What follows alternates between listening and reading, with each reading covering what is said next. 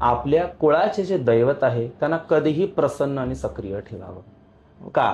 कारण की पैशाचा पाऊस हे तुम्ही ऐकलेलं आहे. पैशाचा पाऊस, बरोबर बरोबर. पैशाचा पाऊस पडणं किंवा ह्याच्यामध्ये काय करायचं ना, 21 नखाचं कासव घ्यायचे, 2 तोंडाचा साप घ्यायचे, समोरच्यावर कुणीही करणी करू द्यात, जादूटोना करू द्यात किंवा कुठल्या प्रकारची ब्लॅक मॅजिक किंवा निगेटिव्हिटी समोरचा व्यक्ती तेवढाच जर पॉझिटिव्ह असेल आणि श्रद्धाळू असेल, हे टाइम पिरियडचा काळ आहे.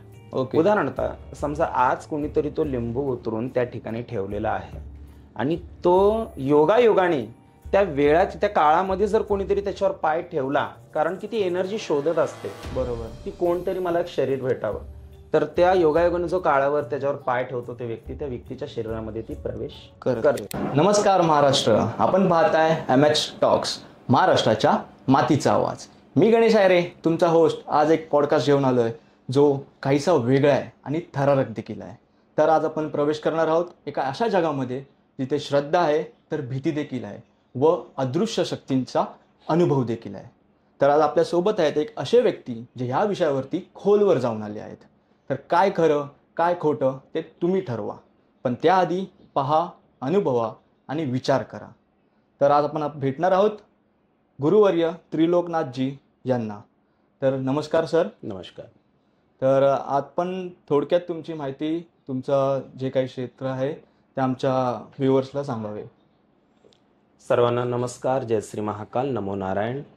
मी त्रिलोकनाथ नंदगिरी, जुना आखाडा एवं किन्नर आखाडा, जशनाम आखाडा, आणि मी सध्या तरी महंत ह्या पदवीधारक आहे आणि गेले अनेक वर्षापासून मी या क्षेत्रामध्ये आहे. धार्मिक विधी, तांत्रिक विधी, तांत्रिक ज्ञान अशा सर्व प्रकारचे व ज्योतिषशास्त्र या सर्व प्रकारचे आम्ही शास्त्रांचा अनुभव ठेवून अनुभव आमच्याकडे आलेला आहे. ओके. तर तुम्ही ह्या क्षेत्रामध्ये कधीपासून आहात? या क्षेत्रामध्ये मी गेले अनेक वर्ष आहे, म्हणजे आता कमीत कमी तुम्ही 11 वर्ष पकडून चालत, त्याहून अधिकच आहे. म्हणजे माझं बाळपण ह्याच्यातच गेलं असं समजा. ओके. हो. म्हणजे याच्यात प्रवेश, म्हणजे हे मार्ग कोणी दाखवलं तुम्हाला, याच्यामध्ये प्रवेश कसा झाला तुमचा? हे पहा कसं असतं ना, की प्रत्येकाच्या जन्मापासून एक कुंडली चक्रामध्ये लिहिलेलं असतं की तुम्ही देवगुणी आहात किंवा देव नक्षत्र, दैवी नक्षत्र काही तुमच्या कुंडलीमध्ये एक नक्षत्र नसतं ज्याच्यामध्ये तुम्ही देवपंथ व देव मार्गामध्ये प्रवेश करता. असंच काही माझ्या कुंडलीमध्ये एक नक्षत्र होतं की ज्याच्यामध्ये माझ्या लहानपणातच आईवडिलांनी पाहिलं होतं की ही व्यक्ती किंवा हे बाळ मोठेपणी की देवपंथामध्ये जाणार, संन्यासत्री होणार किंवा वैरागी होणार किंवा महंत होणार असा प्रकार. आणि मग त्या काळापासूनच मी ह्या क्षेत्रामध्ये माझा कल राहिलेला आहे आणि ज्योतिषविद्या किंवा तांत्रिक विद्या, धार्मिक विद्या या सर्व गोष्टींमध्ये शिकण्याचा पूर्वीपासूनचा माझा कल आहे. म्हणजे बाळपणातच मी या क्षेत्रामध्ये आलात. हो. खूप छान. म्हणजे खूप मोठा दांडगा अनुभव आहे तुम्हाला या क्षेत्रामध्ये. चांगली गोष्ट आहे सर. जसं आता तुम्ही बोललात की गण, भूतगण, देवगण असे म्हणजे काही असतात, कुठले गण असतात असे नक्की? म्हणजे देवगण आहे, भूतगण आहे, ते अजून काही असतं का त्या व्यतिरिक्त? कसं असतं ना, आपल्या कुंडली योगामध्ये ना देवगण असतं, मनुष्यगण असतं आणि राक्षसगण असतं. हे 3 प्रकारचे जे मुख्य गण आहेत की जे देवगण म्हणजेच काय की नक्की पूर्वी जन्मामध्ये तुम्ही काय होतात, तुम्ही काय कर्म केलेले आहेत, तुम्ही कुकर्म केलेले आहेत, चांगले कर्म केलेले, त्या कर्माच्या अनुषंगाने तुम्हाला एक जन्म मिळतो, तो म्हणजे एक देवगणाचा असतो. व त्याच अनुषंगाने जे कर्म तुम्ही पूर्वीचे केलेले त्या अनुषंगाने तुम्हाला राक्षसगण, मनुष्यगण अशा प्रकारच्या भिन्न भिन्न अशा गणाचा तुम्हाला एक जन्म मिळतो. तर त्याचा फार काही त्याचा हे नाही आहे, परंतु जसं आपल्याला प्रत्येक क्षेत्रामध्ये आपल्याला जन्म घेतलेला ज्याला त्याला जसं जसं कार्य आलेलं आहे. बरोबर. तर फरक देवगण, राक्षसगण ह्याच्यामधला फरक ओळखता येतो का लगेच? असा एखाद्या मनुष्याला पाहून की समजतं का आपल्याला की म्हणजे हे काम करतोय तो माणूस किंवा कोणत्या क्षेत्रामध्ये आहे किंवा एखाद्या स्वभावावरून ओळखता येतं का हे देवगणातला मनुष्य आहे की राक्षस गणातला आहे की दुसरा कुठला बोलत ते? हो, स्वाभाविक आहे, ओळखता तर येतच. खास कर आमच्यासारख्यांना लवकर ओळखता येतं. बरोबर. कारण की आमचे काही अनुभव असतात. देवगणाची व्यक्ती काही असतात त्यांच्याकडे क्षमा करण्याची ताकद खूप असते. ओके. लवकर माफ करतात. एखाद्या व्यक्तीवर कितीही अत्याचार झाला तरी देवगणातले व्यक्ती कसे असतात ना की लवकर एखाद्याला क्षमा करणारे असतात. आणि मनुष्यगणाची व्यक्ती कशी असतात, खूप विचार करून क्षमा करतात, पण खूप विचार करून. म्हणजे मनुष्याला जशी बुद्धिमत्ता हवी एक्झॅक्टली 100% बुद्धिमत्ता त्याच्यामध्ये असते. तर राक्षस गणामध्ये काय असतं ना की थोडंसं क्रोधिष्ट, नाही क्षमा करणार, ओके. किंवा खूप विचार करून त्याच्यानंतरही तुम्ही विचार करून त्यांना वेळ देऊन ती क्षमा करणार नाही व ते नातंच असं कायमस्वरूपी तोडून टाकणार, अशा प्रकारचे राक्षसगण असतात. म्हणजे असं आयडेंटिफाय आपण करू शकतो, करू त्यांच्या शकतो. स्वभावावर. बरोबर, बरोबर. हम्म, म्हणजे एखादा प्रेमळ व्यक्ती आहे जो खरोखर एखाद्याला क्षमा करतोय लगेच, हम्म. तर आपण ओळखू शकतो की हा देवगणातला हो व्यक्ती आहे हो म्हणून. हो, एक्झॅक्टली. ओके. आणि आता बोललात जसे तांत्रिक, तांत्रिकदृष्ट्या आपण आपण समाजामध्ये पाहिलं ही गोष्ट. तांत्रिक गोष्ट असं त्यांना लोक घाबरतात थोडी, कारण का तो अनुभवच नसतो, ती माहितीच नसते लोकांपर्यंत. बरोबर. ऐकी असतं, म्हणजे काहीकडून ऐकलंय तिकडून ऐकलंय की ह्यांनी माझ्यावर करणी केली आहे किंवा ह्यांनी असं माझ्यावर केलंय, त्यामुळे माझं असं चांगलं होत नाहीये. बरोबर. माझा प्रश्न तिथेच येतो की एखादाच व्यक्ती असतो की खूप कष्ट घेतो, बरोबर आहे. राब राब राबतात ती लोक, पण यश भेटत नाही. तर ह्याच्यामध्ये पण तांत्रिक दृष्ट्या आहेत का, की कोणी काय रोज रुसवे असतात, कोणाची नजर बांधलेली असते, ओके. तर ते पण आपण थोडक्यात सांगा, हे नक्की काय असते ही गोष्ट? पहा कसं असतं ना, सर्वप्रथम ज्या मनुष्याच्या आयुष्यामध्ये उथलपुथल चालू असते किंवा दुःख, साडेसाती किंवा भरपूर कष्ट केल्यानंतरही यश येत नाही, बरोबर. अशा व्यक्तींसाठी हा एक क्वेश्चन मार्क असतो की माझ्या पाठी कुठली साडेसाती तरी नाही ना, माझ्या पाठली कोणी करणी तरी केलेली नाही ना, किंवा माझ्यावरती कोणी भाणामती तरी सोडलेली नाही ना, इत्यादी. मग त्यावेळेस अशी व्यक्ती काय करते ना, जर काही शिकलेली व्यक्ती असते तर सर्वप्रथम डॉक्टर करते, बरोबर, साहजिक. सायकोलॉजिस्टकडे जाईल किंवा इतर अजून कोण मार्गदर्शक आहे, काउन्सिलर आहे त्यांच्याकडे जातील. बरोबर. आणि त्याच्यानंतर जे धार्मिकरित्या ज्यांची श्रद्धा खूप देवावर आहे ते ज्योतिषांकडे मार्गदर्शन किंवा आमच्यासारख्यांकडे येतात. ओके. त्यावेळेस जेव्हा त्यांची कुंडलिनी चक्र किंवा ग्रहचक्र आपण जेव्हा पाहतो, त्याच्यानंतर आपण आयडेंटिफाय करू शकतो की हा याच्यावर खरंच निगेटिव्ह एनर्जी आहेत का. आणि हे गरजेचंही नसतं की प्रत्येक दुःखी व्यक्तीकडे नेगेटिव्ह एनर्जी असावी, कारण की तो दुःखी त्याच्या परिस्थितीमुळे स्वतःहूनही दुःखी झालेला असतो. बरोबर. आणि काही व्यक्ती अशी असते ना की भरपूर पॉझिटिव्ह आहे, आयुष्यामध्ये खूप सकारात्मक आहे, पॉझिटिव्ह आहे, चांगले कर्म सुद्धा आहेत, तरी सुद्धा त्याच्यासोबत वाईट गोष्टी घडतात. मग अशा वेळेस ज्यावेळेस आम्ही पाहतो ना की त्यावेळेस खरंच त्याच्या पाठीशी काहीतरी नेगेटिव्ह एनर्जी असते, कारण की सायन्स सुद्धा ह्या गोष्टीला मान्यता देत आहे, पॉझिटिव्ह अँड नेगेटिव्ह एनर्जी ह्या दोन्ही अस्तित्वात आहे. मग नेगेटिव्ह एनर्जी ज्यावेळेस त्याच्यावर हावी होते, मग ते नेगेटिव्ह एनर्जीला शब्द आणि त्याला नाव काय असतं ना की करणी असते, पिशाच्य शक्ती किंवा भानामती किंवा इतर अनेक प्रकारचे काही शक्ती असतात, मग ती त्याच्यावर हावी असते. आणि ज्यावेळेस ती हावी होते तर त्याच्या काढायचे काही मार्ग असतात, परंतु कधीही एक लक्षात घ्या, समोरच्यावर कुणीही करणी करू द्यात, जादूटोना करू द्यात किंवा कुठल्या प्रकारची ब्लॅक मॅजिक किंवा नेगेटिव्हिटी सोडू द्यात, समोरचा व्यक्ती तेवढाच जर पॉझिटिव्ह असेल आणि श्रद्धाळू असेल, जसं श्रद्धा आणि सबुरी, बरोबर, श्रद्धा जर ठेवलेली असेल तर त्याला योग्य मार्ग हा मिळतोच मिळतो. परंतु काही लोक असे असतात ना, एवढे निगेटिव्हिटीमध्ये डीप जातात ना की ते अनेक प्रकारचे उपाय करत राहतात, तरी सुद्धा त्यांना ह्याच्यातनं मार्ग मिळत नाही. का? कारण की ते स्वतः नेगेटिव्ह आहे. ओके. म्हणजे मॉरल ऑफ द स्टोरी काय आहे की तुम्ही शेवट पॉझिटिव्ह राहा, तुम्हाला पॉझिटिव्ह मार्ग मिळेल. बरोबर, बरोबर. असं आहे. म्हणजे आजकालची युवा पिढी आपण बोलतो 50% 60% ऑफ द टाइम डिप्रेशन्समध्ये असतात. हो हो, आणि क्षुल्लकशा गोष्टीवरून असतात. बरोबर.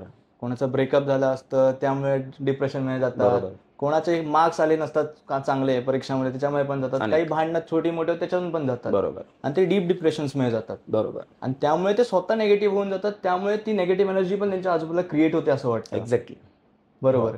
मग त्यामुळे उपाय म्हणजे आपण स्वतः पॉझिटिव्ह राहिलं पाहिजे, हे तर मला समजतंय. बरोबर. चांगलेच.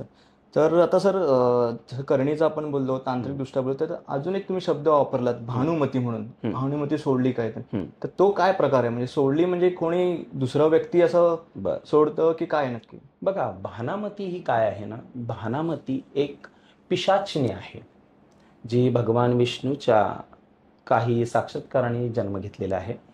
आणि ही फार पुरातन काळापासून चालत आलेली एक विद्या आहे की ती पिशाची शक्ती एखाद्यावर सोडली जाते. ओके. तिला काही मांत्रिक तांत्रिक साधना, काही तप साधना, काही अनुष्ठान करून तिला जागृत करून एखाद्यावरती सोडली जाते. आणि ज्यावेळेस ती भानामती ही शक्ती त्याच्यावर सोडली जाते त्यावेळेस तो व्यक्ती त्याचं भान हरपून जातो. हो. त्यामुळे काही कारण त्याला भानामती सुद्धा दिले आहे किंवा ते विधीत एक शास्त्र प्रकारचे त्याचे गुप्त नाव सुद्धा आहेत, ते आम्ही काही इतरांसमोर सांगत नाहीये. ओके. तर त्यावेळेस ज्यावेळेस ही भानामती शक्ती सोडली जाते ना, माणूस भान हरपून वेड्यासारखा करू लागतो. ओके. मग त्यांनी कितीही धार्मिक साधना करू देत, कितीही देवपूजा करू देत, त्याचं तिथूनही भान निघणार, विचलित होणार. विचलित काही होणार. लोकांच्या घरामध्ये खूप जागृत देवार आहे, परंतु दिवा लावायची किंवा हे नाहीये, इच्छा नाहीये, हा. पूजा करायची इच्छा नाहीये. स्वतः ब्राह्मण आहेत, स्वतः पंडित आहेत, स्वतः त्या क्षेत्रात आहे, परंतु भानामती ही विद्या सोडल्यामुळे त्या व्यक्तीचं त्या क्षेत्रातून भान हरपणं, भान हरपून एक्झॅक्टली त्याला भानामती म्हणतात. ओके. म्हणजे असा प्रकार असतो. एक्झॅक्टली आपण ती गोष्ट हळूहळू सोडायला लागतो. सोडायला लागतो. भान हरपून जातो, भान हरपून, म्हणजे हो. विचलित होऊन जातो आपण त्या Exactly. गोष्टीकडून. बरोबर. बापरे, म्हणजे ही खरोखर म्हणजे एखादा चांगला व्यक्ती असेल त्याची पूर्ण दुर्दशा करून ठेवेल. दुर्दशा करू. बापरे. तर पण आता हा विषय आहे तो हा नक्की तुमच्या मते काय आहे? तुमचा अनुभव म्हणजे सांगतोय मी एक, की पवित्र आहे की अपवित्र आहे ही गोष्ट, म्हणजे करणं ही चांगली गोष्ट आहे, ही गोष्टी समाजासाठी चांगली आहे, पवित्र आहे की अपवित्र आहे, हा एक माझा मुद्दा आहे. बरोबर. हे पहा कसं असतं ना, ह्या ज्या धार्मिक अनुष्ठान आहेत, जे तांत्रिक साधना आहे, किंवा थोडक्यात सांगायचं म्हणजे ह्या ज्या विद्या आहेत ना, ह्या जनहितार्थ जन्माला आलेल्या आहेत. बरोबर. जन कल्याणासाठी, जनाच्या सेवेसाठी. ज्यावेळेस 10 महाविद्या म्हणजेच महाकारणी जी महाविद्या भक्तांना प्रदान केलेली आहे, ही कशासाठी? किंवा समाजाचं कल्याण व्हावं, इतरांचं कल्याण व्हावं. बरोबर. परंतु आता उदाहरणतः जर भानामतीचा जर विषय काढला तर भानामती ही कशासाठी आहे? इतरांच्या कल्याणासाठी. आता तुम्ही म्हणाल इतरांचं कल्याण कसं? तर आपला जर वैरी आहे, आपला दुश्मन आहे, आता शासन तर प्रत्येकाला आहे. बरोबर. आपल्याकडे पण लॉ ऑर्डर्स आहेत, रूल्स आहे, रेग्युलेशन्स आहेत, आणि त्यांच्यावरही स्ट्रिक्ट ऍक्शन्स आहेत. त्याचप्रमाणे ह्या धार्मिक विधीमध्ये सुद्धा जो आपल्या भक्ताला किंवा आपल्याला इतर कुठल्याही क्षेत्रामधून जर त्रास देत आहे, तर त्याला शासन करण्यासाठी ह्या काही विद्या आहेत. ओके. की जर तो वाईट कर्म करतो, कुकर्म करतो, तर त्याचं भान हरपून तो चांगल्या कर्माकडे लक्ष द्यावं. ओके. त्याच्यासाठी ही विद्या होती. परंतु काय कालांतरण कसं आलं ना, बघा देव आहेत तर राक्षस सुद्धा आहे. बरोबर.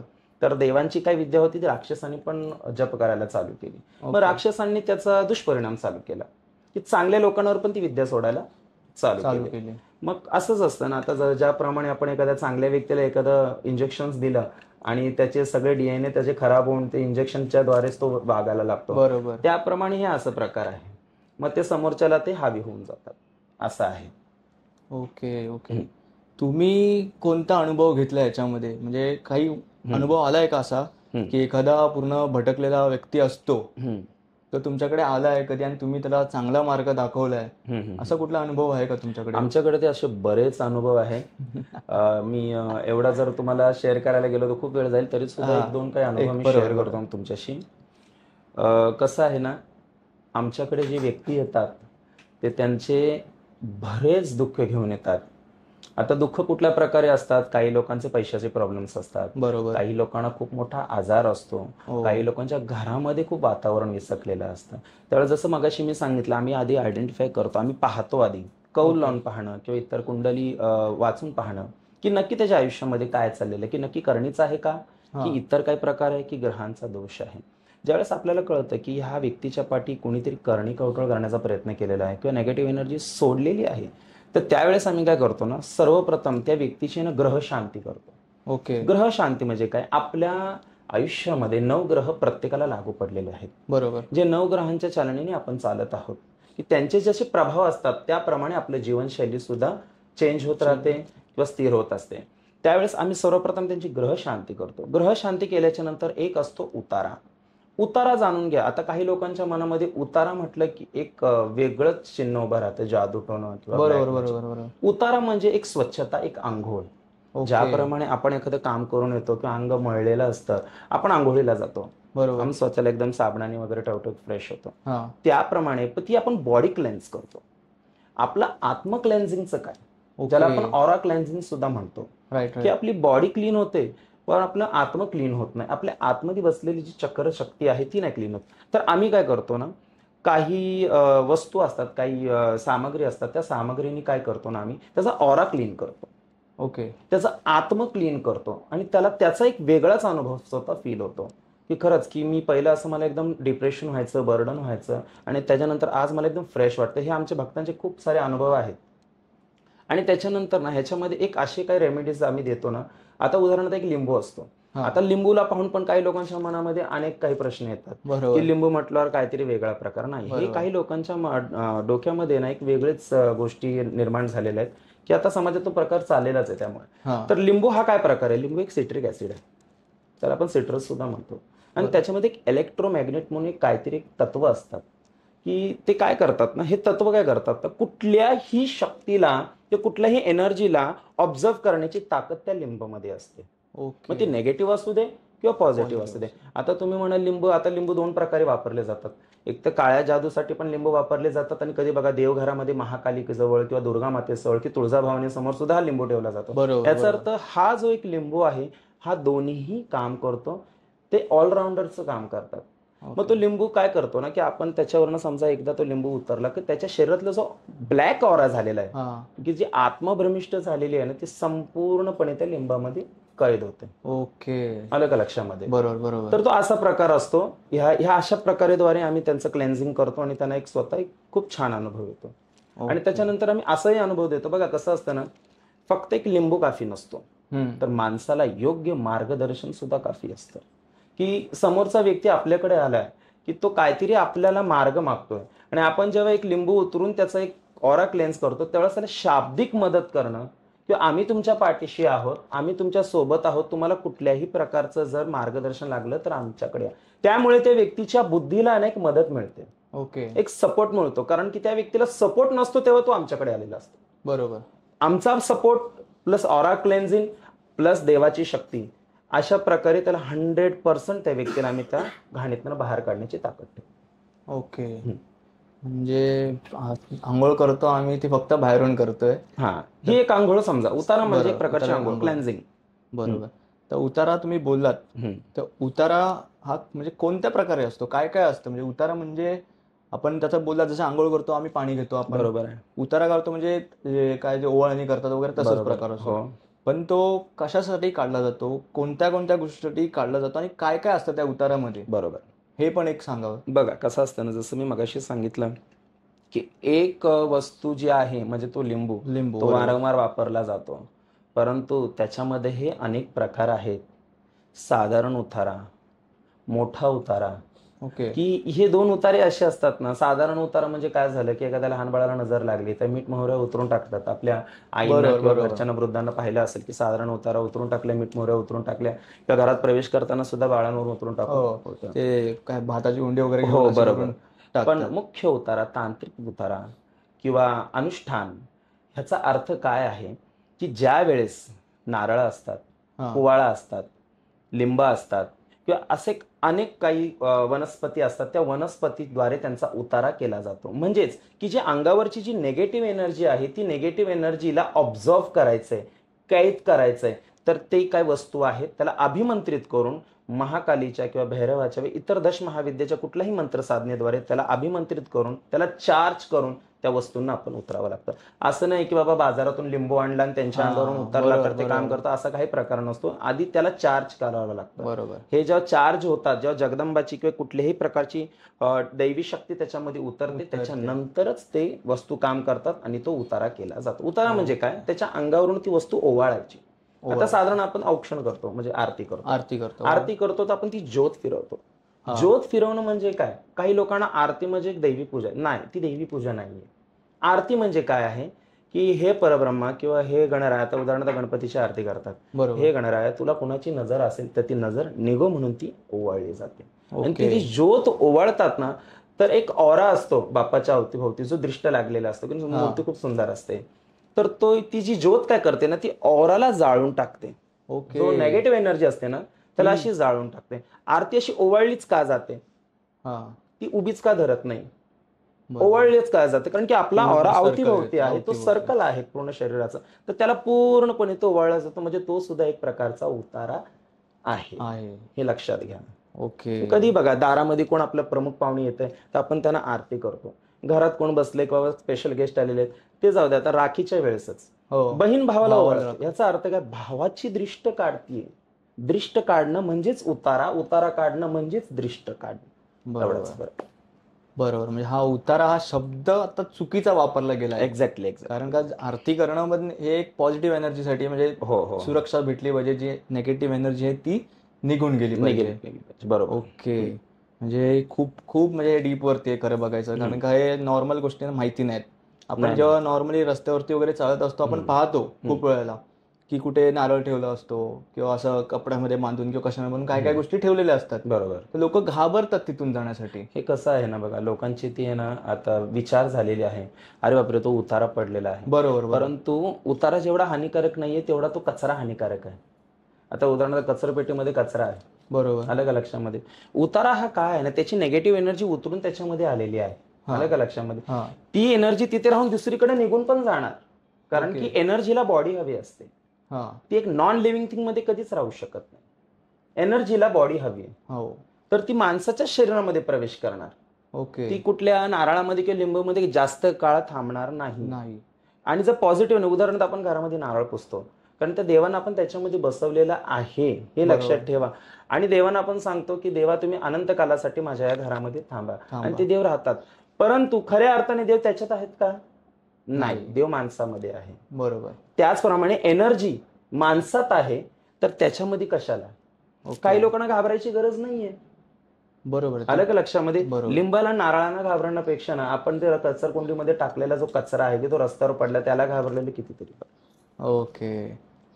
ह्याच्याच निगडीत एक प्रश्न आहे की आता जसं बोललात तुम्ही की उतारा ठेवला असेल किंवा नारळ लिंबू वगैरे ठेवला असेल, तर ती जी एनर्जी आहे निगेटिव्ह एनर्जी ती त्याच्यात तर राहणार नाही, ती कुठला तरी मनुष्य शोधणार. बरोबर. तर आपण जाताना कधी कधी होतं की आपलं लक्ष नसतं, पाय लागून जातो त्याला किंवा ओलांडून जातो आपण, काहीतरी होतं. बरोबर. तर तेव्हा ती नेगेटिव्ह एनर्जी आपल्यामध्ये प्रवेश करू शकते का? हा, हे बघा कसं असतं ना, हे टाइम पिरियडचा काळ आहे. ओके. उदाहरणार्थ समजा आज कोणीतरी तो लिंबू उतरून त्या ठिकाणी ठेवलेला आहे, आणि तो योगायोगाने त्या वेळात त्या काळामध्ये जर कोणीतरी त्याच्यावर पाय ठेवला, कारण की ती एनर्जी शोधत असते. बरोबर. ती कोणतरी मला एक शरीर भेटावं, तर त्या योगायोगाने जो काळावर त्याच्यावर पाय ठेवतो ते व्यक्ती, त्या व्यक्तीच्या शरीरामध्ये ती प्रवेश करते. ओके. परंतु त्याच्यामध्ये कंडिशन्स असे आहे, जर तो व्यक्ती नेगेटिव्ह असेल, नेगेटिव्ह अट्रॅक्ट्स नेगेटिव्ह. ओके.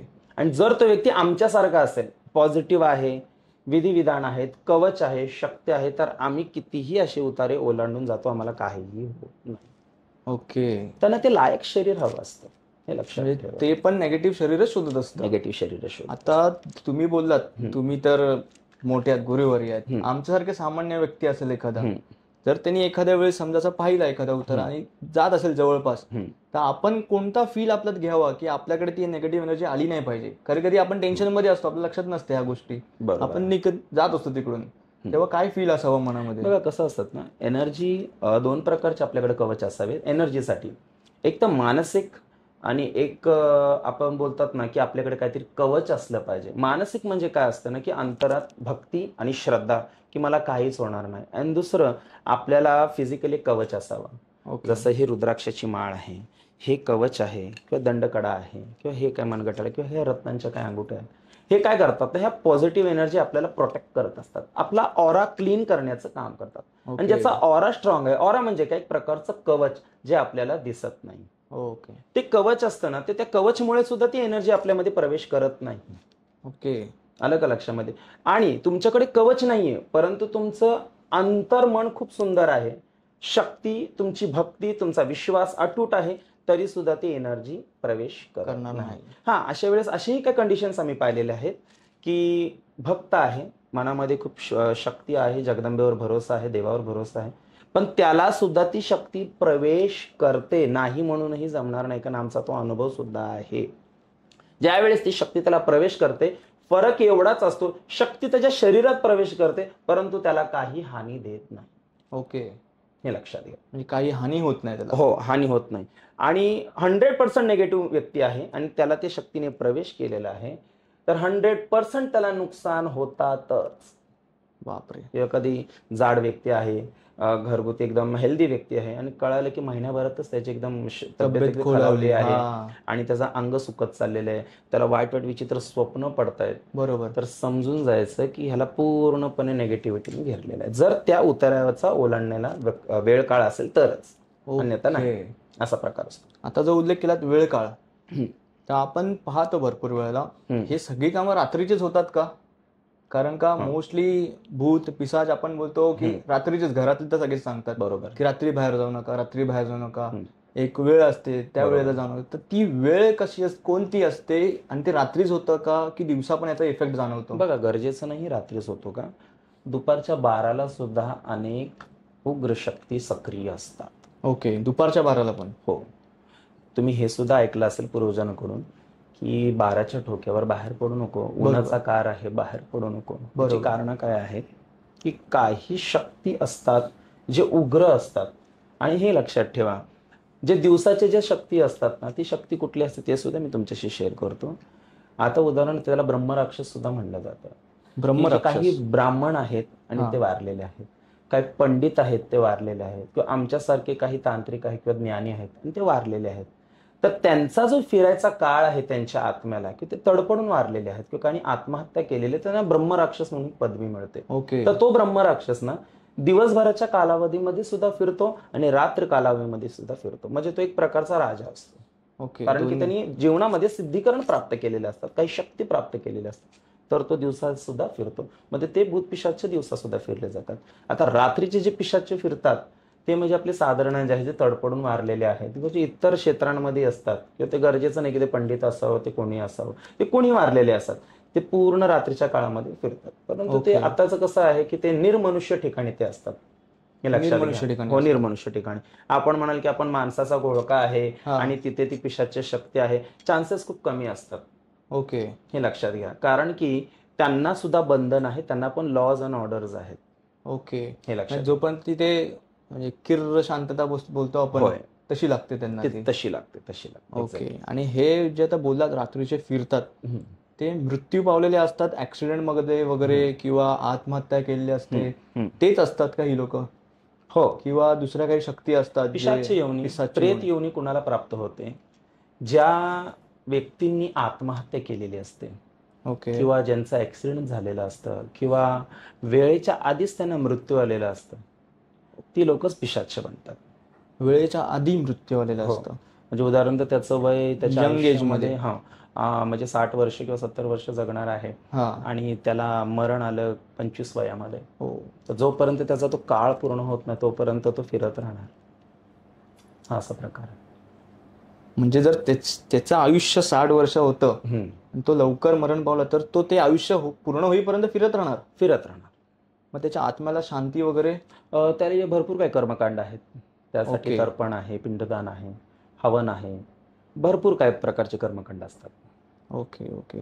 आणि जर असं काही गोष्टी आहेत, जर एखादा समजा आता आम्ही जातोय, आम्हाला त्रास होतोय ह्या गोष्टीचा, तर त्यासाठी उपाय काय? आपण एक घरगुती, म्हणजे असं नाही की मोठी कुठली गोष्ट झाली असेल, नॉर्मल पण त्रास होतात गोष्टींमध्ये, छोटी मोठी पण घरात वादविवाद सुरू होतात, त्याच्यासाठी उपाय काय आहेत का? छोट्या रेमेडीज असतात तशा? हो, उपाय तर अनेक आहेत, अशी कुठली समस्या नाही त्याच्यावर उपाय नाही. सर्वप्रथम आपल्याला जर ह्या सगळ्या गोष्टीपासून संरक्षण हवं आहे तर ते म्हणजे आपलं कुळदैवत. ओके. आपल्या कुळाचे जे दैवत आहे त्यांना कधीही प्रसन्न आणि सक्रिय ठेवावं. का? कारण की बघा, प्रत्येक जण पोट भरण्यासाठी 7 समुद्र पार जात असतो, कोण अब्रॉडला जातो, कोण बाहेर जातो, कोणाचं स्मशानातच काम आहे, कोणाचं अशा भयान ठिकाणी काम आहे. तर पोट भरण्यासाठी आपल्याकडे ऑप्शन्स असतात. तर ह्या काळामध्ये ना, अशा वेळेस प्रत्येकाने, माझं एक मार्गदर्शन आहे, प्रत्येकाने आपलं कुलदैवत सक्रिय ठेवा. आपल्या कुलदेवताला प्रसन्न करा, मग ती कुलदेवता कोणतीही असो. इतर इष्टदेवता असावी, परंतु कुलदेवता आणि इष्टदेवतामध्ये खूप फरक आहे. इष्टदेवता म्हणजे आपण पावणा देवता म्हणतो. जसे की आपण इतर बाबा आपल्याला आवड आहे किंवा आपले शेजारचे जातात, इतर मित्र जातात, तर आपणही जातो ना, आपल्याला ते प्रेम झाले त्या देवांवर, ते इष्टदेवता आहे. परंतु कुलदेवता जे आपल्या वाडावडिलापासून चालत आलेले, त्या कुलदेवताचं स्मरण करत राहणं एक प्रकारचं प्रोटेक्शन आहे. आणि जरी तुम्हाला अशी बाधा झालीच, तर जसं मी मगाशी सांगितलं, तुम्हाला ते हानी नाही देत, परंतु ते एक बोलतात एक स्लो पॉयझन असतं, ते कधी पुढे हानी देईल सांगू शकत नाही. तर त्यापेक्षा ज्यावेळेस आपल्याकडे कुलदैवत सक्रिय आहे आणि तुम्हाला जर अशी बाधा झाली, तर कुलदेवतेच्या एका अंगाऱ्यातून किंवा त्याचं स्मरण करून किंवा त्यांना एक ज्योत लावून किंवा त्यांचा एक छोटासा उपाय जरी केला, उपाय म्हणजे काय असतं ना, तुम्ही एक नारळ किंवा लिंबू जरी उतरून कुलदेवतेच्या नावाने सोडून दिला तरी सुद्धा तुम्ही या गोष्टीतून मुक्त आहात. ओके, असा प्रकार. म्हणजे आपण बाहेर कोणताही देव असू दे, कुलदेवाचा आपण बोलत नाही, कोणत्याही देवाची भक्ती करा, पण कुलदेवताला कधी विसरू नका. एक्झॅक्टली. हे तर आम्ही पण खूप ऐकलंय घरातून की कुलदैवत आणि ग्रामदैवत ह्या दोघांना कधी पण घरातून निघताना पाया पडून जावं किंवा त्यांना बरोबर आहे. सोबत ठेवूनच आपण चालावं पुढे, तर आपण पुढे जाऊ. बरोबर. तर ही गोष्ट पण एक खरी आहे. हम्म. आता जसं आपण मागच्या विषयावरती येऊया की हे पिशाचं वगैरे फिरत असतात. हम्म. तर एक गोष्ट, एक चर्चेत गोष्ट होती मागे पण आणि आता पण, हम्म. की कन्स्ट्रक्शन साईट चालतात हम्म. तर तिथे पण असं बोलतात की बळी दिली जाते म्हणून. बरोबर. तर ती कितपत खरी योग्य म्हणजे खरी गोष्ट आहे ती? हे पहा, आता ही एक प्रकारची अफवा पण असू शकते, कारण की हे मी पण सुद्धा ऐकलेलं आहे, परंतु एक्झॅक्टली अशा गोष्टी नाही आहेत. त्याच्या पाठी कारण असं आहे, कन्स्ट्रक्शन जिथे होतं ती एक जागा असते. बरोबर. ज्यावेळेस ती मोकळी जागा असते ना, प्रत्येक लक्षात ठेव, प्रत्येक जागेला एक जागेवाला असतो. हे तुम्ही ओके. ऐकलेलं असेल. बरोबर. जागेवाला म्हणजे त्या जागेचा शिपाई, त्या भूमीचा भूमिदेवता, भूमिपुत्र देवता. तर तो काय करत असतो ना, त्या जागेचं रक्षण करत असतो. कारण की ह्या पूर्वजांच्या कुणाच्या तरी जागा आहेत, ते तुम्ही विकत घेतलेले आहेत. राईट. ज्या पूर्वजांनी त्या जागा घेतलेल्या आहेत. पूर्वी बघा शासन नव्हतं किंवा कुठल्या प्रकारचे शासन होतं, पण अशा एक स्ट्रिक्टनेस नव्हतं किंवा कुणी कुणाच्या जमिनी असं जमीन करता करता हडप करून येतं, राज्य असं हडप करून घेत होते. बरोबर. त्याच्यामुळे प्रत्येक जण काय करत होतो ना, त्या विशिष्ट जागेवर एक शिपाई उभे करत असत की ओके. आमच्या जागेचं रक्षण करा. मग काय करायचे ना, की ज्यावेळेस ते शिपाई रक्षण करतात आणि त्या व्यक्तीच्या त्या मालकाचा मृत्यू होतो आणि त्याच्यानंतर दुसरा कोणीतरी विकत घेतो किंवा हडप करतो, तर तो तिथला जो जागावाला आहे ना, तो त्यांना तिथून ते विकत घेण्यापासून रोखतो किंवा त्रास देतो. ओके. आणि मग काही लोकांनी असं सांगितलेलं आहे की तिथे बली सुद्धा देतात किंवा बली बरोबर. दिल्याशिवाय ते उभे राहत नाही. तर ते डिपेंड असतं. जर तो शिपाई जर एखादा गोडवं काहीतरी देऊन उभा केलेला आहे, तर त्याला बलीची गरज नाही. परंतु जर काही नकारात्मक शक्तीचे शिपाई जर उभे केलेले आहेत किंवा वेताळ महाराज उभे केलेले आहेत किंवा मसोबा महाराज उभे केलेले आहेत, की अशा प्रकारचे काही तामसिक देवता सुद्धा आहेत, त्यांना जर तिकडे उभं केलेलं आहे, तर एक्झॅक्टली तुम्हाला रक्त द्यावं लागतं. पण ते ओके. डिपेंड्स की रक्त प्राण्याचं आहे हां. की रक्त इतर तुमचं स्वतःचं आहे. ओके. डिपेंड्स.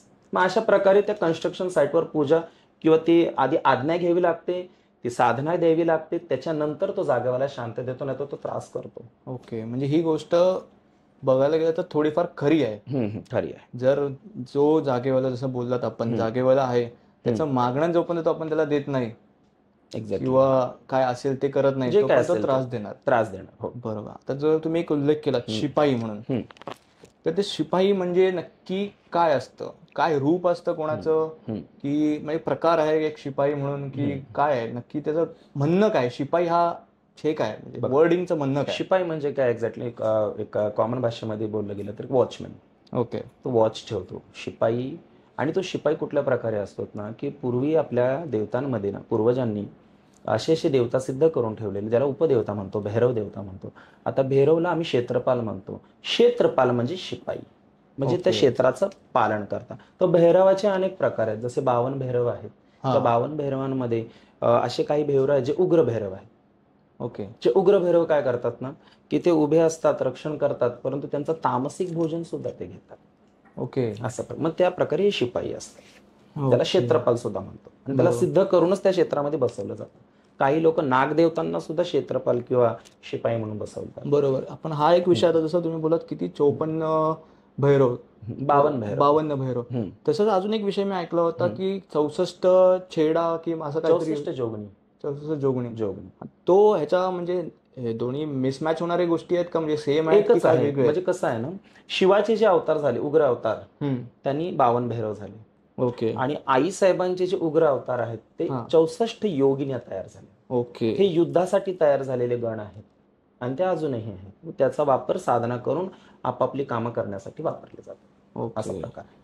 म्हणजे जे एखादी खाली जमीन बोलतो आपण आहे, पण तिथे ऍक्च्युअल मध्ये अदृश्यपणे कोणीतरी असतो. हो, कारण की त्याचे पूर्वज आहेत ना. ही जमीन तुमच्या आधी कोणाची तरी होती. बरोबर. जेव्हापासून स्टार्टिंग पासून कोणीतरी तिथे काम करतोय किंवा काहीतरी कोणाच्या तरी नावावरती आहे, तर ते हे शिपाई असू दे किंवा जागे मालक किंवा आता जसं तुम्ही काय वर्डिंग वापरलात की तो की ते स्वतःहून आणतात कसे, कारण का पहिल्यापासून तर तिथे नसतात. बरोबर. तर आपण शिपाई तिथे आणतो कसा किंवा आपल्या रक्षणासाठी तिथे गोष्ट आणतो कशी ती? बघा, ती शक्ती जागृत करावी लागते. ओके. जसं मी गुरु धारण केलेलं आहे आणि मला तांत्रिक गोष्टीचं ज्ञान आहे, तर मी त्या एक देवतांना मी उदाहरणार्थ वेताळ महाराज आहेत. ओके आणि मला वेताळ महाराजाला माझ्या जागेवर सिद्ध करायचं आहे. ओके तर मी अग्निवेताळाची साधना करणार आणि अग्निवेताळाचे काही मंत्र आहेत. आमच्या गुरुदीक्षा गुरु धारण करून गुरुमंत्र धारण करून ते वेताळाची साधना आम्ही करणार आणि ती वेताळाची साधना केल्याच्या नंतर ते वेताळ महाराज जेव्हा प्रसन्न होतात तर त्यांना एका वस्तूमध्ये किंवा एखाद्या धातूमध्ये त्यांना आम्हाला स्थापन करावं लागतं आणि जर जागेचं रक्षण करायचं ते त्या जागेमध्ये ते पुरलं जातं. म्हणजे ती जागा म्हणजे त्यांचं घर होऊन जातं आणि त्यांना वचन द्यावं लागतं की ह्या जागेचं एवढ्या एवढ्या काळासाठी किंवा अनंत काळासाठी रक्षण करायचं आणि या जागेवर कोणाचं अतिक्रमण होऊ देऊ नको महाराजा. ओके. महाराजा असा प्रकार. म्हणजे हा शब्द फार चर्चेत असतो. हो चर्चेत आणि सर्वांना प्रख्यात सुद्धा आहे. बरोबर बरोबर. तर आपण जे काही गोष्ट तिकडे ठेवतो बसवतो ते अनंत काळासाठी जर ठेवलं पण जशी मनुष्याला भूक लागतेच, दिवसातून 2दा तरी आपण खातो, बरोबर आहे. तर त्यांचं काही मागण्या वगैरे असतं का? हो असतं ना. जोपर्यंत आता समजा मी जर एखादी वस्तू बसवली आणि मी जिवंत आहे तोपर्यंत त्या वस्तूंना मला भोजन देणं हे माझं कर्म आहे. ओके. व त्यांना भोजन कसं द्यायचं, कुठे द्यायचं, कधी द्यायचं हे माझं काम आहे. त्यांचं जे मागणं त्याप्रमाणे मला ते भोजन द्यावं लागतं. पण मी गेल्याच्या नंतर मी माझ्या पिढीला सांगून ठेवणार आणि जर बाय चान्स माझ्या पिढीने ऐकलं नाही तर माझ्या पिढीला ती जे जागा न मिळता इतर कोणीतरी ती बळकावली तर ज्यांनी बळकावलेली त्याला ह्याचे त्रास स्वरूप ह्याच्यासाठीच होणार की माझं खाणं मला दे की तू या जागेचं अतिक्रमण केलंस, नाहीतर स्वतः ते स्वतःचं आयुष्य गमवून बसतात. ओके. असा प्रकार असतो. बरोबर बरोबर. असं एक कोकणामध्ये पण एक चर्चेत आहे, जसं तुम्ही बोललात की माझं खाणं मला दे, मग त्याला खाणं त्याचं दिलं की तो काही त्रास देणार नाही. बरोबर. तसं एक चर्चेत नाव असतं ते आता मला आठवतं, वांग्याभूत म्हणून बोलतात त्याला बांगीभूत म्हणतात. हा तेच ते मी ऐकलं होतं खूप वेळा. आता तुम्ही हे बोलत तेव्हा क्लिक झाली ती गोष्ट. बरोबर. ती म्हणजे पैशासाठी बोलली जाते की कशासाठी? आम्ही तर असं ऐकलंय की जेव्हा काही पैसा पाहिजे असतो किंवा भरभराटीसाठी असते तेव्हा ते भूत आणलं जातं म्हणून. बरोबर. ही खरी गोष्ट आहे का? तुम्ही बरोबर ऐकलत आणि आता म्हणजे पूर्वीपासूनच ह्या गोष्टीचं खूपच चर्चा चाललेली होती. बरोबर. चाललेली आहे की बांगीभूत हे विकत मिळतं. अच्छा, बांगीभूत बोलतात. बांगीभूत म्हणतात. ओके. हे बांगीभूत काय असतं ना, एक लहान लेकराचा मृत्यू असतो. हो. की तो काय करतो ना की त्याला माहिती नसतं तो चांगलं करतो की वाईट करतो. त्याला फक्त एवढंच माहिती आहे की मला काहीतरी काम करायचं आहे. ज्यावेळेस ती शक्ती त्यांना दिली जाते समोरच्यांना, विकत म्हणजे काय असतं ना की त्यांच्याकडे त्या शक्त्या बांधलेल्या असतात आणि ती शक्ती त्यांना मल्टिपल शक्ती करून ती देतात. एक शक्तीला दुसरी शक्ती बनवून ते देतात. ओके. आणि ज्यावेळेस ती शक्ती आपण विकत घेतो त्यावेळेस ॲक्च्युली ही कामं कशी असतात ना, तर काही चांगली लोक प्रोटेक्शनसाठी घेतात आणि काही लोक ना इतरांचं धन काढायला घेतात आणि काही लोक आपलं अडकलेलं धन काढायला घेतात. ओके. आता आपण कसं कर्म करावं हे आपल्यावर डिपेंड असतं, परंतु त्याचं काम काय आहे, आणून देणं. मग पाप पुण्य हे त्याचा भाग नाहीये, तुमचा भाग आहे, आपला भाग. बरोबर. तुम्ही त्याच्याकडून कसली कामं करताय हे तुमच्यावर डिपेंड आहे, हे लक्षात घ्या. असा प्रकार असतो. म्हणजे ही गोष्ट तरी खरी आहे. हो हो खरी आहे. तो बांगेभूत आता जसं तुम्ही बोललात की लहान बाळाचा किंवा मुलाचा हे असतं ते आणि ती दिली जाते ती गोष्ट. बरोबर. तर हे कितपत योग्य आहे ही गोष्ट, की म्हणजे काय केलं जातं की लहान बाळाला अक्षरशः अदृश्य रूपाने आपण देतो आणि तो ते तिकडे जाऊन जसं मालक सांगेल तशी वागतो आणि भरभराटी करतो. बरोबर. हे कितपत योग्य गोष्ट आहे? बघा कसं आहे ना की जसं तांत्रिक प्रयोगामध्ये लहान बाळ म्हणजे खूपच लहान नाही, ते पण समजून घ्या. कमीत कमी 5 वर्षाची मुलं. ओके. ज्यांना थोडंसं कळतं आणि तीच बुद्धिमत्ता, चंचल बुद्धिमत्ता, पळणं, धावणं. आता लहान लेकराला बघा ना, एकची खेळणी घे, त्याची खेळणी घे. स्वतःची खेळणी असली तरी इतरांची खेळणी हवी आहेत मला, आलं का लक्षात? तर ती जी त्यांची जी बुद्धी असते ना, तीच बुद्धी त्यांचा आत्महत्या म्हणजे त्यांचा एक मर्डर किंवा आकस्मिक मृत्यू असा काय प्रकार झाला त्यांचे मगाशी मी सांगितलं जे पिशाच्य बनतात आत्महत्या झाल्यानंतर, तर त्यांना हे कैद करून ठेवतात. कधीही लहान लेकरं वारली तर पूर्वी व्हायचं, आता सध्या हे कमी चाललेलं आहे. पूर्वी काय व्हायचं ना, अशी जर लहान लेकरं वारली किंवा बाळातीन बाई वारली किंवा असेच काही तांत्रिक वारले तर काही त्या गावातले जाणकार व्यक्ती, जाणकार तांत्रिक किंवा आघरी लोक त्या स्मशानामध्ये रात्रभर थांबायचे. ओके. मग त्यांच्या अंगातला अंश, खोपडी किंवा हाडं किंवा गाडलेलं असेल तर त्यांच्या दुधात साखर आहे, त्यांना खोपडीचा खूप चांगला उपयोग असतो. तर ते त्यांच्यामध्ये ती प्राणप्रतिष्ठा करून ते येतात. आपण आस्था का आणतो? आपल्या जर घरामध्ये एखादी व्यक्ती वारली तर आपण आस्था का आणतो? अशी समज असते की ते आस्था पाठोपाठ ती आत्मा येते. ओके. अलग लक्षामध्ये. आणि त्या आस्थेच्या अवतीभोवती ती आत्मा फिरत आणि त्यांची निशाणी त्याच्यामध्ये असतात. त्याच प्रकारे ज्यावेळेस एखादं व्यक्ती, एखादं लहान बाळ म्हणजे 5 वर्षाचं, 4 वर्षाचं बाळ वारलं जातं, तर एखादे जाणकार किंवा अघोरी तांत्रिक तिथे जातात आणि ते त्यांना वश करतात आणि ते वशीकरण करून त्यांना ती आस्ती त्यांच्याकडे म्हणजे ती आत्मा त्यांच्या अस्थीच्या अवतीभोवती अवतीभोवती. परंतु एक बात आहे, की ती जी लहान बाळ आहे ना, ते जी आत्मा आहे, ती आत्मा बोलत असते, की मला मुक्त करा. ओके. मला मुक्त करा, मला मुक्त करा. परंतु काही लोक आपल्या स्वार्थासाठी त्यांना मुक्त करत नाही. माझ्यासाठी हे अयोग्य आहे. ओके. असं नाही झालं पाहिजे. बरोबर आहे. त्यांना मुक्त करा, त्यांचा पुनर्जन्म होऊ द्या. असे जर आत्मांना तुम्ही कैद करत राहिले, तर बोलतात ना, त्यांचा भोगही कैद करणाऱ्याला खूप बेकार येतो, हे लक्षात असू द्या. बरोबर आहे. ही गोष्ट चुकीची आहे. चुकीचे आहे. पण पैशासाठी हं, म्हणजे धनप्राप्तीसाठी वगैरे हं, ज्योतिष विद्येमध्ये पण काही आहे का, की फक्त हे तांत्रिक गोष्टींमध्येच हं, आहे, की आता जसं बोललं हे बांग्या भूत, हं, तर त्या गोष्टी सोडून एक चांगल्या गोष्टी जसे हातात अंगठ्या घालतात, रत्न घालतात हं, किंवा काही ज्योतिष असतात जे मंत्र सांगतात वगैरे, असं काही आहे का आपल्याकडे, हं. की जेणेकरून धनप्राप्तीसाठी किंवा चांगल्या गोष्टीसाठी मदत होऊ शकते म्हणून? बरोबर. हे पहा, दोन्ही विधींमध्ये याचा उपाय आहे. ज्योतिषशास्त्रामध्ये सुद्धा आहे, तांत्रिक विधीमध्ये सुद्धा आहे. ओके. तर आता सध्याच्या काळामध्ये ज्योतिषशास्त्र फार वेगाने चाललेलं आहे. बरोबर. तांत्रिक विधीला काही लोक घाबरतात आणि काही लोक याचं अनुस्मरणही करत नाही. तर ज्योतिषशास्त्रामध्ये याची विधी काय आहे ना, जसं तुम्ही सांगितलं रत्नधारण. रत्नधारण केले तरी तुम्हाला याच्यामध्ये फायनान्शियल वृद्धी होऊ शकते. त्याच्यानंतर साधारण तुमचा कुठलाही ₹1 न खर्च करता जर तुम्हाला उपाय पाहिजे तो म्हणजे मिठाचा खर्च. मीठ एक असं आहे ना, की समुद्र मंथनाद्वारे हे रत्न खूप उपयुक्ताने निघालेलं रत्न आहे आणि ह्या रत्नाचा जी आवड आहे ती महालक्ष्मीला खूप आहे. आणि ओके. महालक्ष्मीचं प्रिय साधन म्हणजे एक मीठ आहे. या मिठाचा प्रयोग करून सुद्धा तुम्ही धन आकर्षण करू शकता. आणि कधीही लक्षात ठेवा, धन आकर्षण काय असतं, की असं नाही की तुम्हाला नोटा आकर्षण होणार आहे आणि अचानक तुमच्याकडे पैशाचा पाऊस पडणार आहे. काही लोकांचे ब्लाइंड बिलीव्ह आहेत. आमच्याकडे काही लोक येतात, की आमच्याकडे पैसा आला पाहिजे. पैसा आला पाहिजे, पैशाला पाय नाही आहेत. पैसा येण्याची गोष्ट नाही, पैसा मिळवण्याची गोष्ट आहे. बरोबर. पैसा मिळवता कसा आला पाहिजे, तर ज्यावेळेस तुम्ही अशी काय रेमेडीज घेता, तुम्ही रत्न घेता किंवा तुम्ही वनस्पती घेता, की तुम्ही यंत्र घेता, तुम्ही अनुष्ठान करता, की पैशासाठी, त्यावेळेस काय होतं ना, तुमच्या कुंडली किंवा तुमच्या ऑरा चक्रामध्ये एक असं अट्रॅक्शन जन्माला येतं, असं अट्रॅक्शन होतं ना, की तुमच्याकडे तो पैसा येण्याचे मार्ग चालू होतात. ओके. फॉर एक्झाम्पल, जर तुम्ही आहात आणि तुम्ही ह्या सगळ्या वस्तू धारण केलेल्या आहेत, तर तुम्हाला काय होणार ना, तुम्हाला क्लिक होणार, आपण अशी आयडिया करूया तर असं करून आपल्याला फायनान्स येईल. ओके. किंवा तुम्हाला असे फ्रेंड्स मिळतील की ते तुम्हाला फायनान्स आणून देण्यासाठी मदत करतील. एक चांगले चांगले जॉब ऑपॉर्च्युनिटीज येतील, चांगले बिझनेस ऑपॉर्च्युनिटीज येतील किंवा एखादं डीलिंग होईल तुमची, फार वर्षाची रखडलेली डीलिंग. तर अशा प्रकारे तुमची फायनान्सची कामं होतात. ओके. तर लोकांनी हे समजून घेतलं पाहिजे की आपल्याला जर फायनान्शियली बेनिफिट हवाय आणि आताचं धावतं जग आहे फायनान्शियल, तर सर्वांना हवं आहे, तर तुम्ही रेमेडीज घेताय तर ही श्रद्धा ठेवा की तुम्ही मार्केटमध्ये जेव्हा जाल तर तुमच्या ओळखी वाढवा, बरोबर. तुमचे अट्रॅक्शन्स वाढवा, ज्याला आपण वशीकरण सुद्धा म्हणतो. ओके. आता वशीकरण हा का प्रकार, हे पण मी थोडक्यात तुम्हाला सांगतो. बघा, वशीकरण असेल तर फायनान्स असेल. कसं, समोरची व्यक्ती जर तुम्हालाच्याकडून काही विकत घेतीये, तुम्हाला पैसा देते, तर तुमच्याकडे ते तुमच्या प्रोडक्टमध्ये वशीकरण असलं पाहिजे, म्हणजे तुमचं प्रोडक्ट सुंदर असलं पाहिजे. बरोबर. उदाहरणार्थ, हा कप तुम्हाला मार्केटमध्ये विकायचा आहे आणि या कपमध्ये जर तुम्हाला आकर्षणच नाहीये, तर समोरची व्यक्ती ती घेणार पण नाही. बरोबर. तुमच्याकडे तसं आकर्षण हवे, तुमची पर्सनॅलिटी कशी आहे, तुमची बोलायची ताकद कशी आहे, आणि त्याच्यासोबत तुमच्याकडे रेमेडीज काय आहेत. रेमेडीज म्हणजे तुमच्याकडे रत्न काय आहेत, तुमच्या अंगावर काय धारण केलेलं आहे. हे फक्त 50% काम करतं, हे पण जाणून घ्या. हां.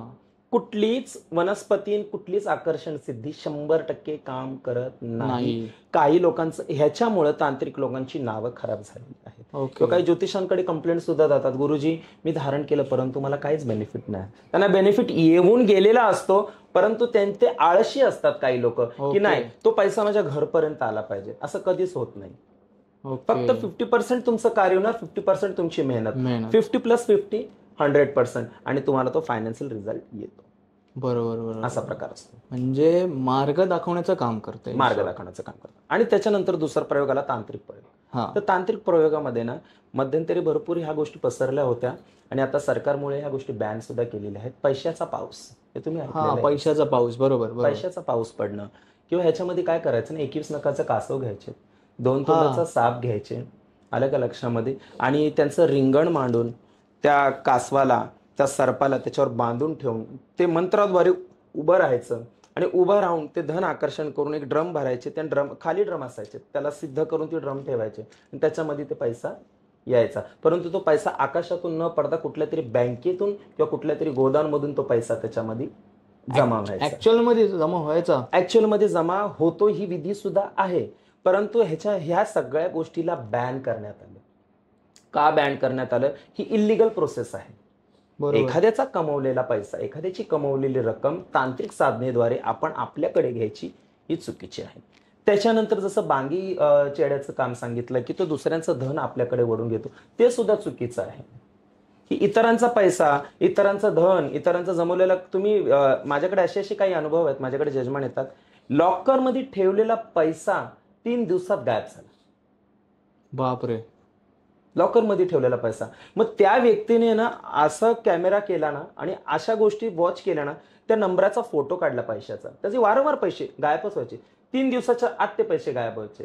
त्या व्यक्तीने काय केलं ना, ते पैसे ठेवताना एक व्हिडिओ काढला आणि फोटो सुद्धा काढले, फोटोचे नंबर्स, आणि त्याला कोणावर तरी डाऊट होता की हे करतोय म्हणून, अमुक व्यक्ती, समोरची व्यक्ती हा असा प्रकार करते आणि समोरच्या व्यक्तीकडे असे आहेत. तर तेच फोटो ज्यावेळेस त्याचे पैसे गायब झाले ना, त्यांनी जेव्हा शोधले, त्या व्यक्तीच्या घरामध्ये एक त्याचा काका निघाला, सक्का काका निघाला. ओके. त्या काकाच्याच घरामध्ये ते पैसे भेटले.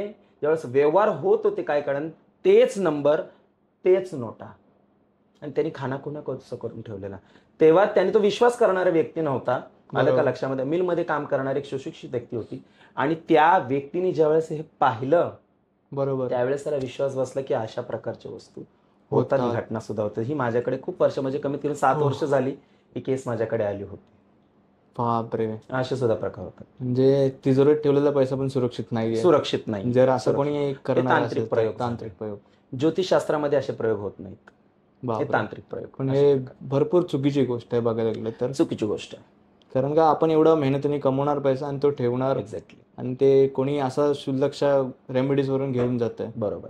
तर चुकीची गोष्ट वाटतेच आहे. पण रेमेडीज वरून, जसं मगाशी बोललात तुम्ही, मीठ हे महालक्ष्मीला खूप प्रिय आहे. तर ते रेमेडी पण सांगा की मिठाचा वापर कसा करावा आपण घरामध्ये, जेणेकरून महालक्ष्मीचा वास घरामध्ये राहील किंवा स्थिर होईल.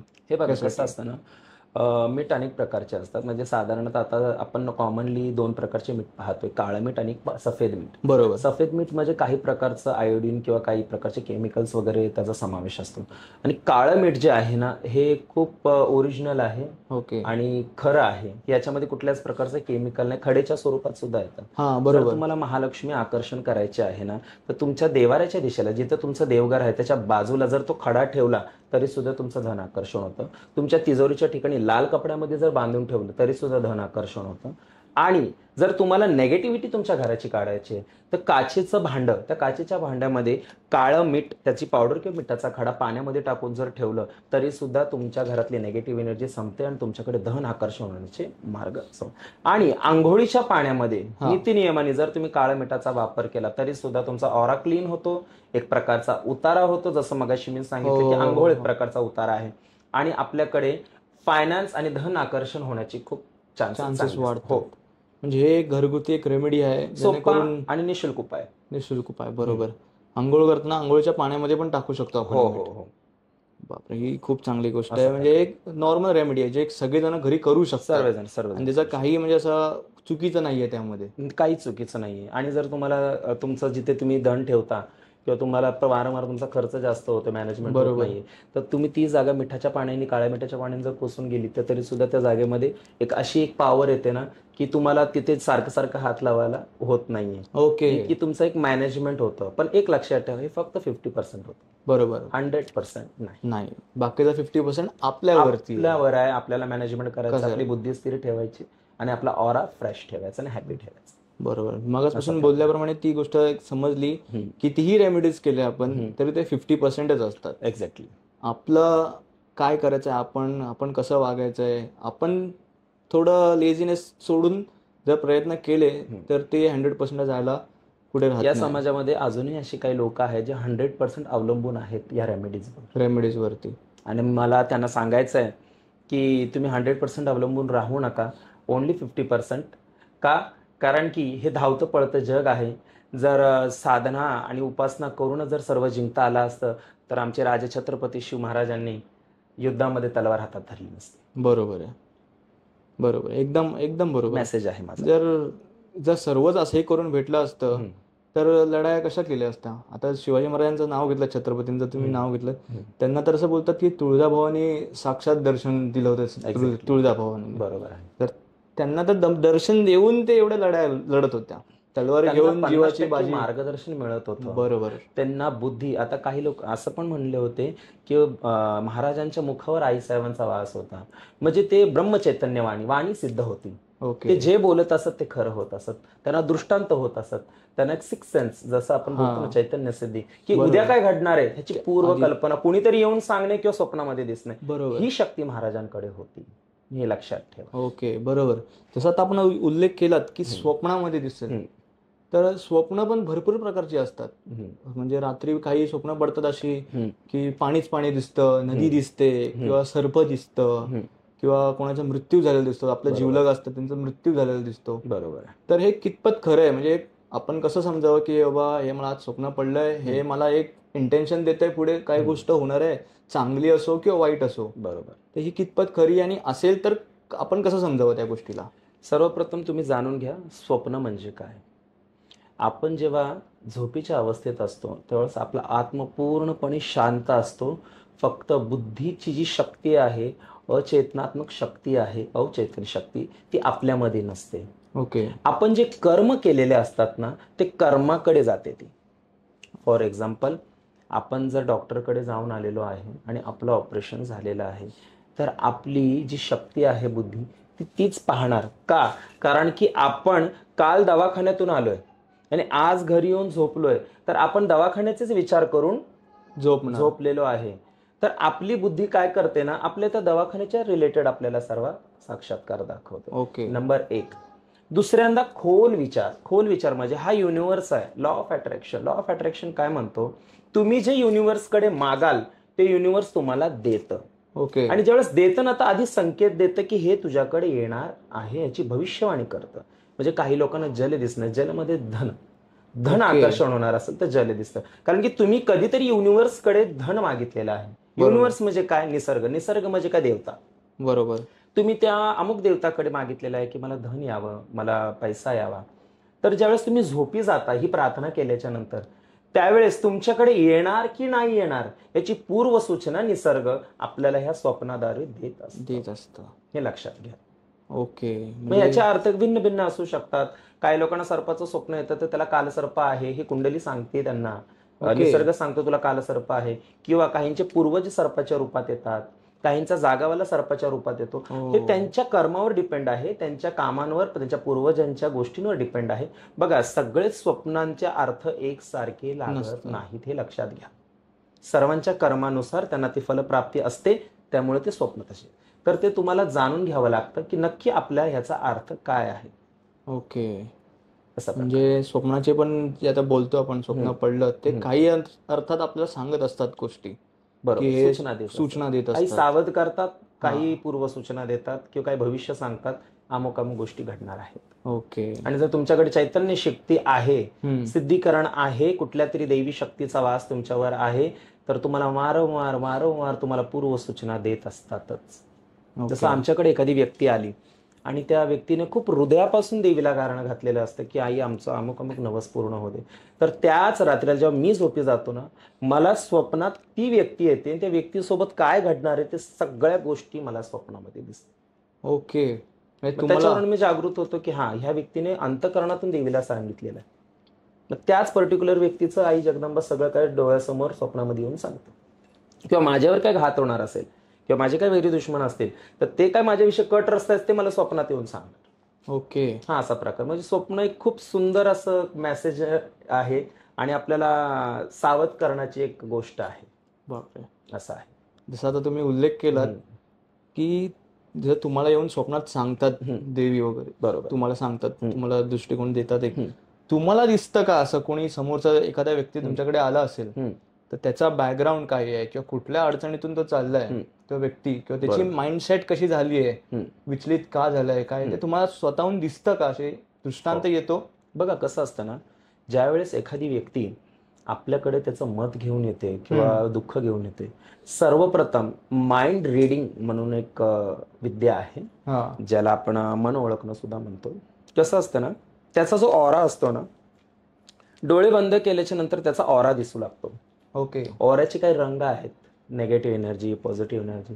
लाल रंग असेल तर नेगेटिव्ह एनर्जी, ब्ल्यू लाईट असेल तर पॉझिटिव्ह एनर्जी, अशा प्रकारचे एनर्जीज आहेत. ते आयडेंटिफिकेशन ज्याने त्याने आपापल्या हिशोबाने केलेले. पण मला काळी एनर्जी दिसते किंवा मला लाल एनर्जी दिसते. आता समोर जर तुम्ही आहात, तुमच्या जर पाठीशी का पिशाची शक्ती आहे, तर मला काळ्या रंगाची ऊर्जा तुमच्या अवतीभोवती दिसणार.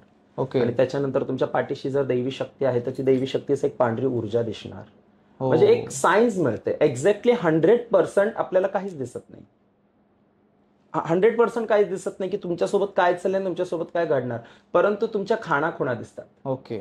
दिसू लागतात. हा, ह्या व्यक्तीच्या अवतीभोवती असं असं आहे. मग त्याच्यावरून आपण अंदाज लावायचा की जर काळ्या रंगाची शक्ती पूर्ण दिसते तर ही व्यक्तीची ऑरा पूर्णपणे डॅमेज झालेला आहे, त्याच्यावर काळणी किंवा जादू टोण्याचा प्रकार किंवा निगेटिव्ह एनर्जी भरपूर आहे. एकदम काही लोक एवढे सुंदर ऑरा घेऊन येतात की त्यांचा प्रकाश दिसतो डोळ्यासमोर. डोळे बंद केले, अंधार असतो, अंधारामध्ये त्या व्यक्तीच्या अवतीभोवती प्रकाश दिसतो, ती व्यक्ती डोळ्यासमोर स्पष्ट दिसतो. समजा ही इज नील, त्याच्याकडे काहीच नाही, तो एकदम खूप पवित्र आहे, त्याचे विचार खूप स्ट्रॉंग आहेत. मग नंतर जेव्हा तो प्रश्न मांडतो ना, तेव्हा कळतं की खरोखर त्याचे दुःख नाहीयेत. तो काहीतरी त्याचं मित्राचं तरी सांगतो, नाहीतर त्याच्या आई वडिलांचं तरी सांगतो, पण स्वतःचे प्रश्न नसतात. त्याच्यावरून समजायचं की तो ऑरा एकदम क्लीन आहे. अशा प्रकारचे सायन्सवर आपल्याला कळलं. तुम्हाला एक सायन्स भेटतात की समोरचा व्यक्ती कसा आहे आणि काय त्याचा ऑरा आहे. त्याच्यावरून आपण आयडेंटिफाय करायचं. बरोबर. कारण का आम्हाला तर काही समजत नाही, जो बोलणार त्याच्यावरून समजतं. आमच्याबद्दल काय वाटतंय तुम्हाला? तुमच्याबद्दल काय वाटायचं? तुमच्याबद्दल आता जसं जर तुमचं ध्यान लावलं ना, तर कुठेतरी मला ना एक रेड रंगाचा ऑरा दिसतो तुमच्या अवतीभोवती. ओके. रेड ऑरा दिसतो की जेणेकरून रेड ऑरा जर दिसत असेल तुमच्या अवतीभोवतीनं, तर तुम्ही आहे ना काहीतरी लाईफमध्ये अचीव्ह करायच्या मार्गावर आहात, की काहीतरी तुम्हाला हवंय पण तेच पूर्णपणे सक्सेस भेटत नाहीये. बरोबर. मग हे समजून जायचं की हा, रेड कलरचा ऑरा दिसतो म्हणजे ते तयारीत आहे, धडपड करतायत, परंतु यांना ह्या गोष्टी पूर्णपणे अचीव्ह होत नाही. ओके. असा प्रकार आहे. खूप बोललात, चांगली गोष्ट बोललात. कारण का आपण बघतोय खूप धडपड करतो, प्रत्येक जण करत असतो, हे वयच आमचं तसं आहे. त्यामुळे आता